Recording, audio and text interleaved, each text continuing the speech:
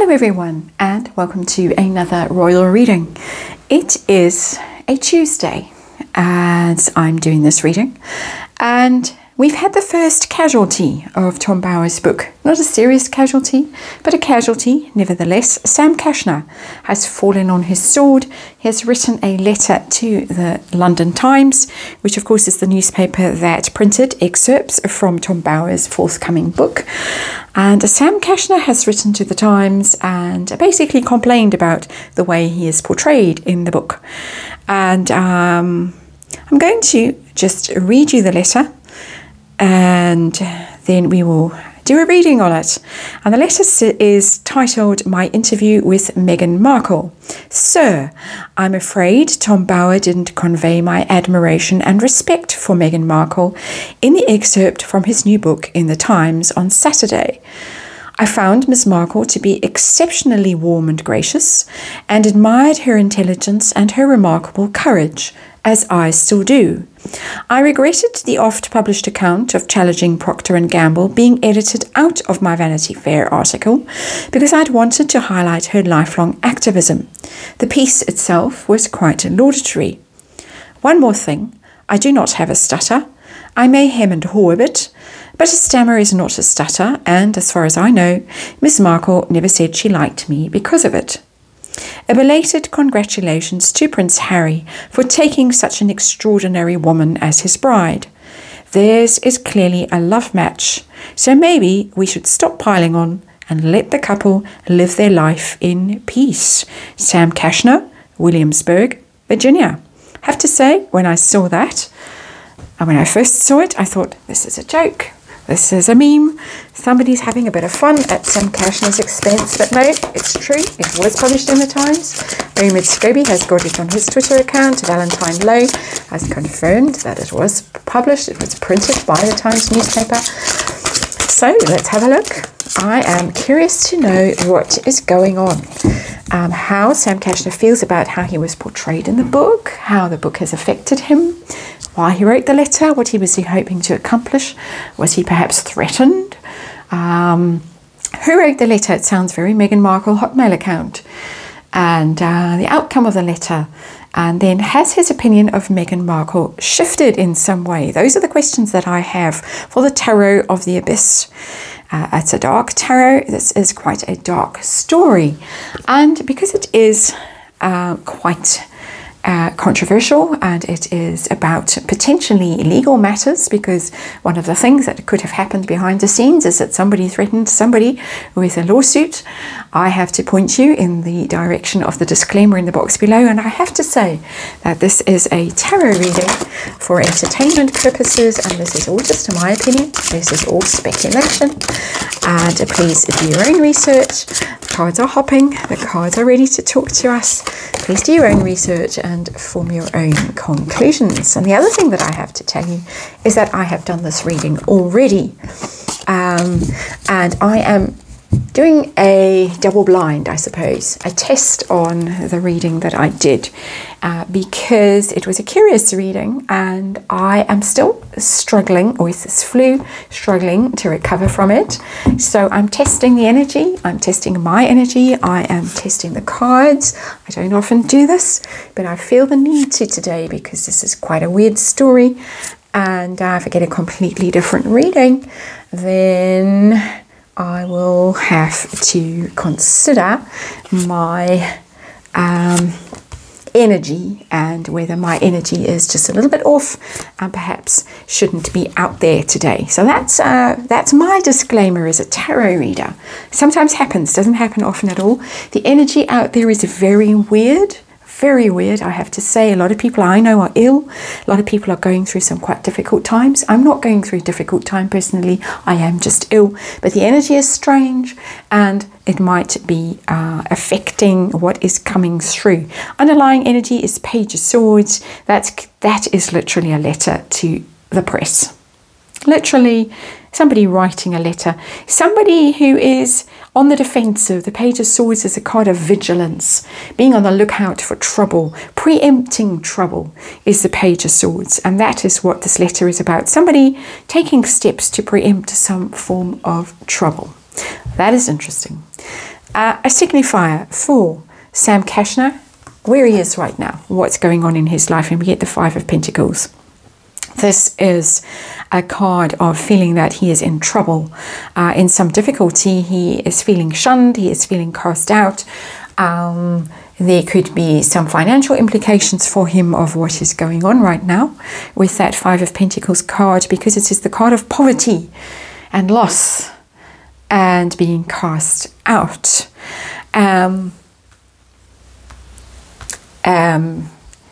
Interesting, because my previous reading, the one that I'm testing here, showed me, and I may upload it, I'll see if it's necessary, showed that he is very concerned about maintaining access to the Harkles in future. Wants to keep that door open, wants to keep possibility of interviews and whatever with them open, and possibly because of Meghan's political aspirations. So let's just see how he feels about the way he was portrayed in this book. Two of Wands in reverse, and this card came out there. Exactly the same card in the previous reading, Two of Wands in reverse. How he is portrayed as somebody who is almost confused. Plans coming unstuck. The Two of Wands is about plans. An enterprise, a joint enterprise, something that you go in with someone, expecting a certain outcome, but when the card is in the reverse, it's unraveled. He went into this, I think, interview with Tom Bauer with a certain expectation of how things were going to go, and the expectation has not turned out to be what it's not been backed up. It's turned out differently. It's turned out differently, and he's feeling a little bit torn, a little bit betrayed, a little bit perplexed by how things have gone so differently to the way he imagined they were going. This is my opinion, and so far we are bang on with the previous reading. How has it affected him, this book? How has it affected his life, his world? What has been the outcome?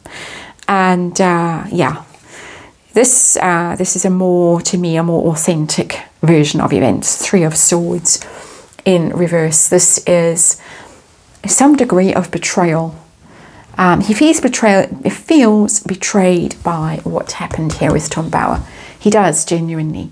He didn't expect this to sound the way it sounds, to come out the way it's come out, himself to be represented the way it was represented. He's hurt, he's disappointed, he feels like he has been at some level betrayed. It's very interesting, very, very interesting. I think because I'm using a darker tarot deck now, I'm getting more into the heart of his feelings, and that is for sure what is going on. And what does he hope to achieve by writing the letter? What is his goal with writing the letter to the Times? And we get the Seven of Wands in reverse. This is, he feels that he is vulnerable.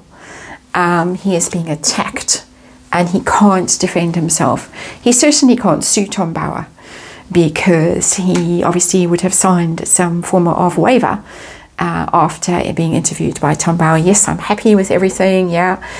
Probably given some forms to sign, possibly even a copy of the recording of the interview, something like that. He can't go to court about this, but he now feels very exposed. He feels very vulnerable. The Seven of Wands. He feels that he is under attack and he can't defend himself in a court of law or in any other forum. So letter to the Times is his best option. So what is he hoping to accomplish with this letter? That's what he's hoping to accomplish. I beg your pardon. Why did he write this letter? Was he threatened at some level? I have to ask that question. I have to point you to the disclaimer, and I have to remind you that this is all allegedly and speculation and my opinion and a tarot reading for entertainment purposes. Was there some degree of threat behind all of this? Ten of Swords. Yeah, we're getting the big answers now. Ten of Swords isn't somebody hiding in the bushes with a gun kind of threat, but it is huge reputational harm. The Ten of Swords is a maximum amount of damage that can happen to someone. It's when they absolutely are finished, destroyed. And he feels at some level that he has been absolutely destroyed by this book. He really does. We've got the Three of Swords in reverse and now the Ten of Swords. Ten of Swords is rock bottom. It's when the heart of darkness, really, the dark night of the soul, you are going through, and it's harrowing, and it's everybody can see you are down and out. So he feels it. This is not flying monkeys being unleashed. This is not threats of lawsuit and things like that. This is his own view of himself as being harmed, as being damaged. And he does not like it. He does not like it at all. He wants to turn this around. I'm getting now a much stronger sense of his own anguish in this reading, using a dark tarot. As I say, the Tarot of the Abyss, it's giving me a slightly different spin on things, and this reading I do trust more than the previous reading. The previous reading, as I say, hung together, but it gave a more superficial look at what was going on, and his goal really was to stay connected to Harry and Meghan as they go forward. This is telling me about his own personal trauma, his own anguish, his own sense of his reputation being harmed, his own sense of betrayal, of hurt for what has happened. He didn't expect this. He didn't expect the outcome. Who wrote the letter? It sounds very Meghan Markle to me. That's just my opinion. Who wrote the letter? And we get the Nine of Swords in reverse. We're getting really, really difficult cards in this reading. Anguish, misery here, stress, worry, anxiety. I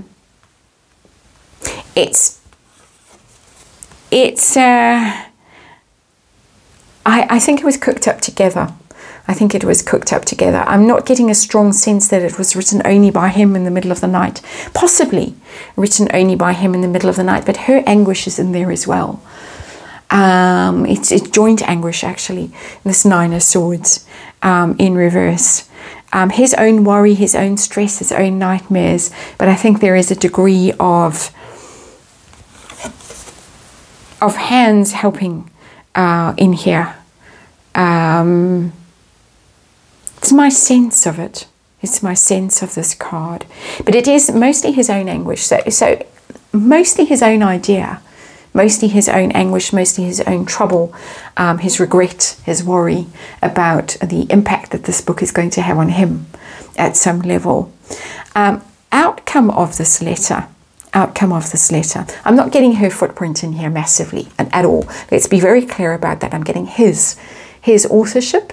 His authorship, but perhaps some late night calls, can't sleep, so worried, so anxious, so upset, didn't mean this to happen. That level of energy in it. What is going to be the consequence of this letter? How's it going to be perceived? What's it going to do? Is it going to undo the damage that he perceives? Queen of Wands in reverse. There she is. She's finally showed up. Finally. Been waiting for her to show up in these cards and in the previous reading. There she is, the fire sign woman in reverse. The fire sign woman in reverse is very, very angry. She's very angry, and I don't think is going to be placated by this. Don't think so. Very interesting. Very interesting. I got a Queen of Cups in reverse here in the previous reading. Just by the way, she's angry. She is incandescent. There's a word that we've heard before in this context. She is incandescent, and it's not going to help. He is trying to placate. He is trying to soothe. If we tie the two readings together, he's trying to placate and he's trying to soothe because he wants ongoing access. But whether it's successful or not is open to debate, because she's not in a forgiving mood. The Queen of Wands in reverse. You told all those things to Tom Bauer. I know you said them. He printed them. He obviously signed an NDA. He obviously, it's watertight. I can't sue him. You can't sue him. Best you can do is write this measly letter to the Times that Omid has to raise to prominence, because otherwise no one would have noticed it. So Omid Scobie had to go and do the donkey work to get it noticed. Is that all you can do? Really? There's a very angry woman there. Very, very, very angry. Final two cards of this reading. Opinion of Meghan Markle. Has it shifted in some way? His past opinion of her when he was busy working, writing, researching the story, interviewing Meghan way back when. So now, 5 years later, I think it's about 5 years, how does he feel about her now? Let's see if anything has changed. Way back when, how he felt about her. Queen of Cups, he was charmed by her. He was very impressed with her. Fell for her a bit, I think, at some level. But it was, she played a number on him, my opinion, speculating. Certainly it was a very emotional connection that they had. And remember that she emailed him afterwards and said, I thought we could be friends, but now I don't think we can. But it appears Morgan vibe here. She did have her way of twisting these men around her fingers, manipulating them. He definitely was under her spell, the Queen of Cups. And how does he feel about her now? Has it changed? Has his view of her changed? Yes, it has. And similar version of events in the other reading. So the two stack up. 10 of Pentacles, but the 10 of Pentacles in reverse. She has lost the plot at some level. She has disconnected herself from abundance, from all the good things that she had going on, the royal family, the billion-dollar brand, the financial future that she could have had. It was there for the taking. It was there for the taking. But she's gone off the rails. She's gone off the rails in terms of money. She's become very greedy. She's become very materialistic. She's damaged herself. She's done damage to herself because of that. And that's interesting. It's interesting. Definitely a darker reading. Definitely a darker reading. But a similar storyline, actually. Similar storyline. And I'm going to upload just this one. And so you don't get bored watching both of them. But his view of her has flipped over. It has flipped over. He was enchanted by her. Now he sees her as something of a fraud, as something, a grasping, greedy, out, and just in it for the money. But he's still scrambling to cover himself, and he's still scrambling to rectify what he feels is damage and some degree of betrayal and some degree of harm from Tom Bauer. So not everybody loves Tom Bauer, and I should imagine that there are some other people who are now pretty nervous about what they're going to read, knowing that they have signed waivers, that they don't really have any recourse. Not saying Tom Bauer twists people's words, but perhaps Tom Bauer writes things that make things a whole lot colder and a whole lot harsher than people would like them to be when millions of people are reading the book and it's splashed all over the press, all over the world, and they think, uh-oh, did I really say that? Do I really want to be seen as the person who said that, even if they did say it? And we all have moments like that. Moments where, oops. And Sam Kashner has had an oops moment. There you go. That's your reading. And thank you for watching. And I will see you tomorrow.